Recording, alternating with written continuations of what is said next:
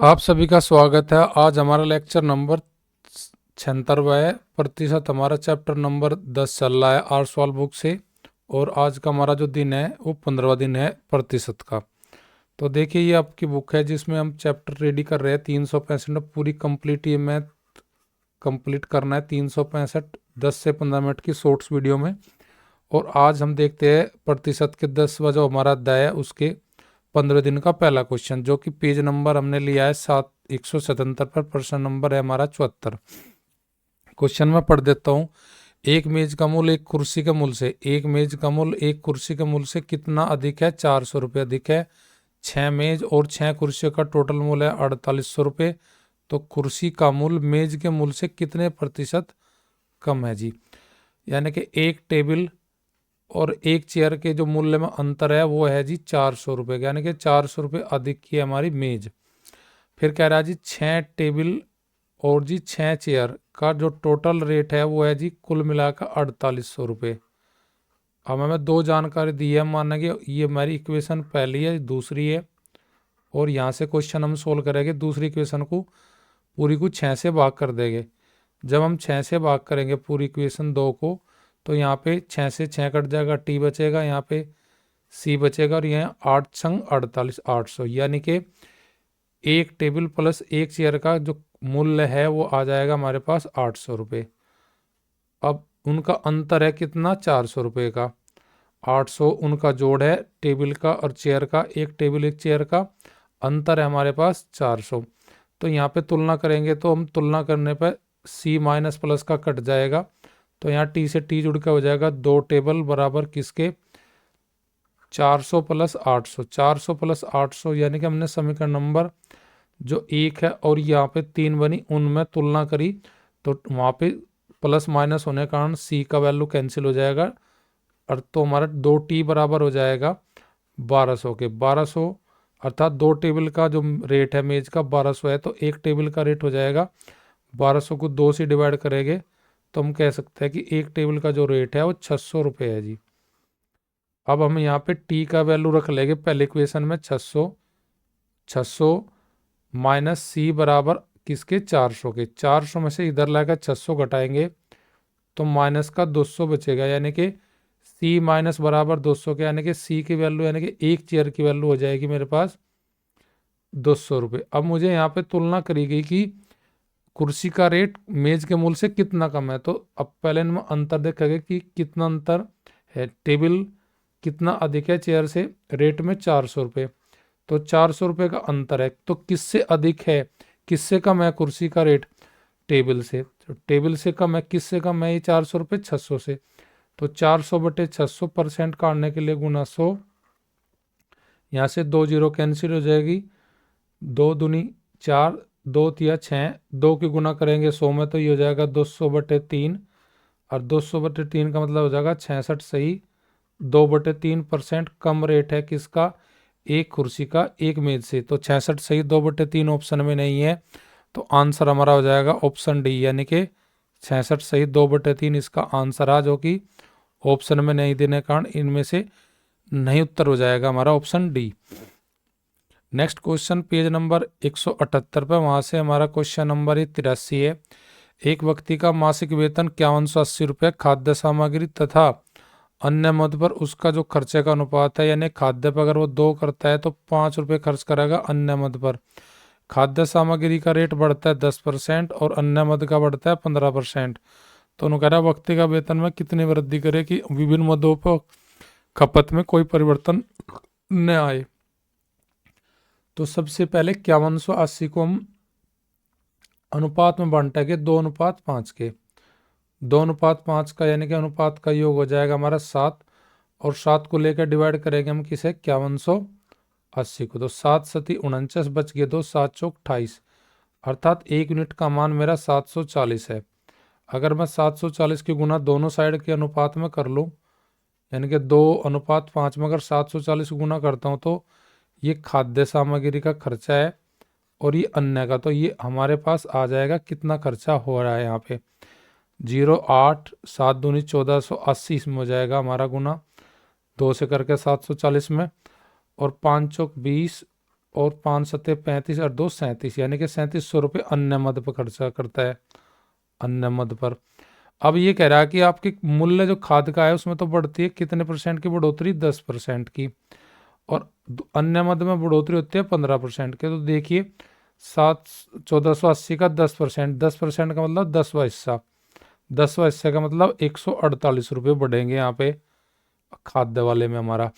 और 15% निकाल लेंगे 3700 का, तो यहाँ पे जब % निकाल लेंगे तो 2 जीरो कैंसिल हो जाएगी, बटे जब 100 करेंगे 15 के, 15 गुना करेंगे 37 में, 15×7 = 105, बच गए 10, 15×3 = 45, 45 और 10 = 55, यानी कि 555 रुपये बढ़े अन्य मदों पर। और खाद्य सामग्री पर बढ़े हमारा 148 रुपये। जितना रुपये बढ़े इन दोनों को जोड़ के हम कहेंगे कि इतना, जितना हमारा महंगाई बढ़ी उतनी उसका वेतन बढ़ाना पड़ेगा। 148 और 555 का जोड़ हो जाएगा 8 5 13 हासिल 1, 5 4 9 और 1 10 हासिल 1, 1 और 5 6 6 और 1 7। तो यानी कि जो टोटल इन पे बढ़ोतरी हुई है हमारी अन्य मद और खाद्य पे, कुल मिलाकर 703 रुपये बढ़े। तो उतना ही वेतन मुझे बढ़ाना पड़ेगा उसका, ताकि उसका खपत पहले जितनी रहे। तो 703 मेरा ऑप्शन किस में दिया है, डी में, ये मेरा राइट आंसर हो जाएगा। अगला क्वेश्चन भी हमने पेज 179 से उठाया है, क्वेश्चन नंबर 90 है हमारा। इसमें दिया गया कि थैले में 25 पैसे के 600 सिक्के हैं, यानी कि 25 पैसे के तो मेरे पास कितने सिक्के हैं जी, 600 सिक्के। और फिर कहा है जिसने 50 पैसे के मेरे पास सिक्के हैं, टोटल कितने, 1200 सिक्के। अब ये कह रहा है सवाल में मुझे कि 12% सिक्के तो निकालने मुझे किस में से, 25 पैसे के, और जी 24% सिक्के निकालने मुझे 50 पैसे के। अब नु कह रहा निकाले गए धन का प्रतिशत कितना है, जितना धन निकला।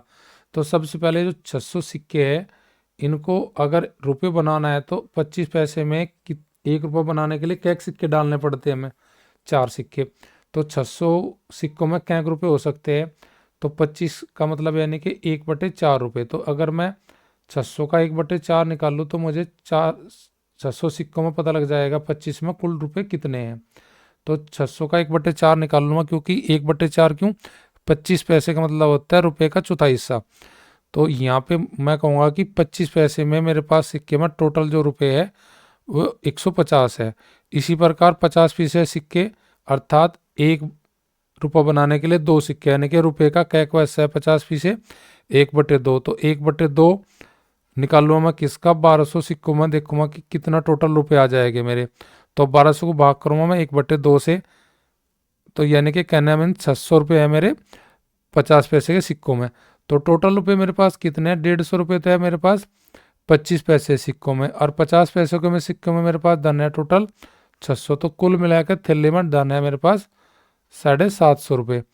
अब मुझे यहाँ पे निकालना सवाल में भाई 150 रुपये में का मतलब ये कह रहा है कि 12% सिक्के निकाल लेंगे 600 का। 600 में से अगर आपने 12% सिक्के निकाल ले तो टोटल कितने सिक्के निकलेंगे यहाँ पे, यहाँ पे टोटल सिक्के निकलेंगे जी 72।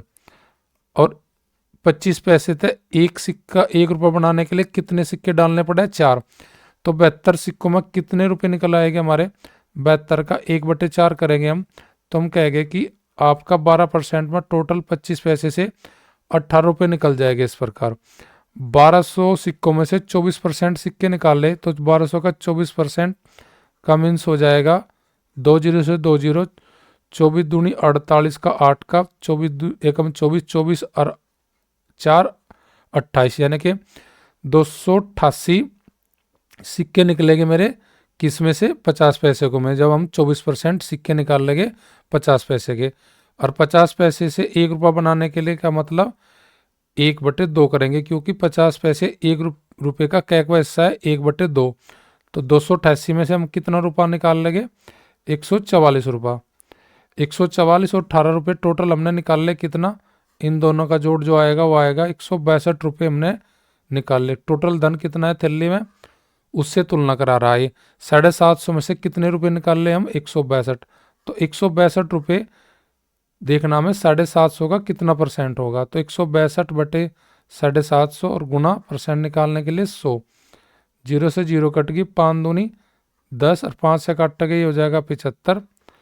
और देखो 162 की 2 में गुना करेंगे, 2 दूनी 4, 6 दूनी 12 का 2 का 2 का मतलब 2 और 1 3, 324 को डिवाइड करेंगे 15 से, 15 दूनी 30, बच गया आपके पास 2 हो गए 24, 15 कम 15 बच गए 9, लगा पॉइंट, हो गए 90, 15 छिक्का 90। यानी कि जब मैं टोटल निकाल देखूंगा तो मेरे कितना परसेंट धन निकला थैली में से, 21.6%। 21.6% मेरी कौन सी ऑप्शन में है जी, ऑप्शन बी में है। अर्थात पहले मैं सिक्के जो दे रखे उनके मूल्य बनाना, यानी कि 25 पैसे के 4 सिक्के डाल लगे जब तो हमारे पास 1 रुपया बनेगा। 600 सिक्कों में कितना रुपये, 25 पैसे से हमारे 150। 50 पैसे के जब 2 सिक्के डाल ले जाएंगे जब 1 रुपया बनेगा, तो 1200 सिक्कों में कितना रुपये मिलेंगे हमारे पास, 50 पैसे से 600, 600 और 150 जोड़ेंगे, हमारा टोटल थैली में रुपये रखे 750।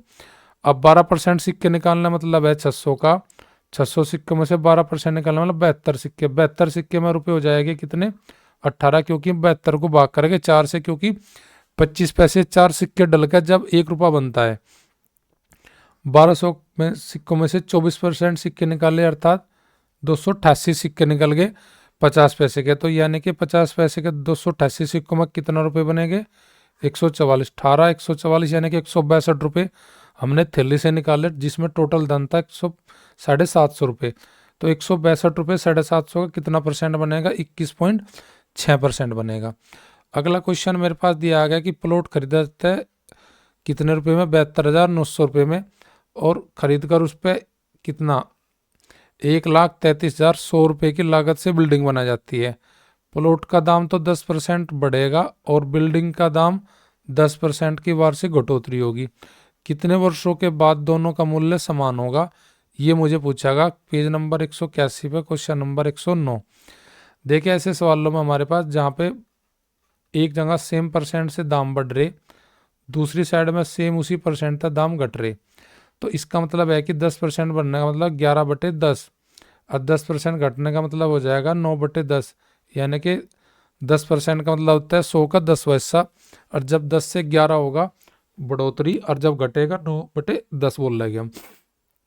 अब देखें यहाँ पे हम क्या करेंगे कि बिल्डिंग प्लॉट के दाम जो है वो 772,900 रुपये थे, और बिल्डिंग का हमारा जो खर्चा करा था वो 1,33,100 रुपये करा था। अब देखिए यहाँ पे एक ध्यान देने वाली बात है, जो इनका मूल्य दे रखा वो ऐसी संख्या में दिया जाएगा, क्या तो वो स्क्वायर होगा, क्या वो घन होगा। अब देखो यहाँ पे अगर तुलना करके देखें एक बार हम, भाई 0 से 0 कट गई, और ये 729 वर्ग भी है और घन भी है। 27 का तो ये वर्ग है, और जी 9 का ये घन है, पर 1331 केवल और केवल किसका घन है, 11 का। तो हम कह सकते हैं भाई 27 का नहीं, यानी कि यहाँ पे ये 9 का घन दिया है, ये 11 घन दिया है। तो इसका मतलब ये होगा कि इनका दोनों का जो रेट समान होगा, वो घन का मतलब 3 वर्षों के बाद होगा। तो यानी कि दोनों का रेट जो हमारा समान होगा वो कितने वर्षों के बाद होगा जी, 3 वर्षों के बाद में। अगर इसमें बेसिक से निकाल लगे तो सवाल हो जाएगा बड़ा, काफ़ी लेंथी। तो यहाँ सेम रेट दे रखे हमें बढ़ने के लिए परसेंटेज, तो ऐसे केस में आपको देखना है उनकी वैल्यू, उनके मूल्य जो दे रखे उनकी संख्या ऐसी दी जाएगी, या तो 2 वर्ष में हो जाएगा उनके रेट इक्वल, या फिर 3 वर्ष में। तो वो डिपेंड करेगा हमारी जो रेट दे रखा उनका, उन दोनों की रेट वर्ग में दे रखी कि घन में दे रखी। तो यहाँ पे 729 और 1331 जो है हमारी संख्या, जब हम तुलना करके देखते हैं तो ये घन मिलती है, तो घन मिलती है, तो 3 साल बाद उनका रेट इक्वल हो जाएगा। एक सर्वेक्षण में 20% लोगों ने किसे चुना, ए को, 60% लोगों ने किसे चुना, बी को, और शेष व्यक्तियों ने निश्चित नहीं कर पाए, न तो ए को चुन पाए वे और न ही बी को चुन पाए। तो यानी कि कितनों ने अपना सर्वेक्षण में भाग लिया, ए को पसंद करते हैं 20%, बी को पसंद करते हैं 60%, और जो ना बी को पसंद करते हैं ना ही ए को पसंद करते, उनकी संख्या हो जाए कितनी, 20 और 60 80, और 100 में से 80 घटाएंगे तो यानी कि 20% लोग वहाँ पे ऐसे है जो ना तो ए को पसंद करते और न ही बी को। तो ए को पसंद करने वाले 20 है और बी को पसंद करने वाले 60%। तो ए के 20, बी के 60, और जो दोनों को पसंद नहीं करते उनकी संख्या है 20%। अब सवाल में कह रहा है बी को पसंद करने वाले और निश्चित रूप से न कहने पाने वाले व्यक्तियों के बीच में अंतर दिया है मुझे कितना, 720 का। अर्थात बी और जो निश्चित नहीं कर पाते उनका अंतर 720 है, यानी कि बी और जो नोट फिक्स है, यानी कि नोट फिक्स है, यानी कि जो फिक्स नहीं कर पाते, नॉट फिक्स्ड, उनका अंतर है जी 720। अब बी मेरे पास परसेंटेज में है कितना, 60। जो निश्चित नहीं कर पाते वे है 20%। तो अगर मैंने कहा परसेंट में अंतर देखो तो परसेंट में अंतर आएगा 40%, अर्थात 40% बराबर किसके, 720 के। मुझे निकालने कुल व्यक्तियों की कितने पर सर्वेक्षण किया गया। अगर 40% में मेरे पास आते हैं व्यक्ति 720, तो मैं 100% की अगर वैल्यू निकाल लूँ तो मेरे पास टोटल व्यक्तियों की संख्या आ जाएगी। तो 1% बराबर हो जाएगा 720/40 और गुना कर दूंगा मैं 100 की, तो टोटल व्यक्ति मेरे पास आ जाएंगे। 0 से 0 कट गई, 4 काटेगा 72 को 18 बार, 18 गुना करेंगे 100 में। तो मैं कह सकता हूँ वहाँ पे जो सर्वेक्षण में भाग लिया था कितने आदमी ने लिया था जी, 1800। 1800 मेरी कौन से ऑप्शन में दिया गया है, ऑप्शन नंबर सी में दिया गया है। तो आज की क्लास हमारी यहीं समाप्त होती है दिन नंबर 5 के लिए।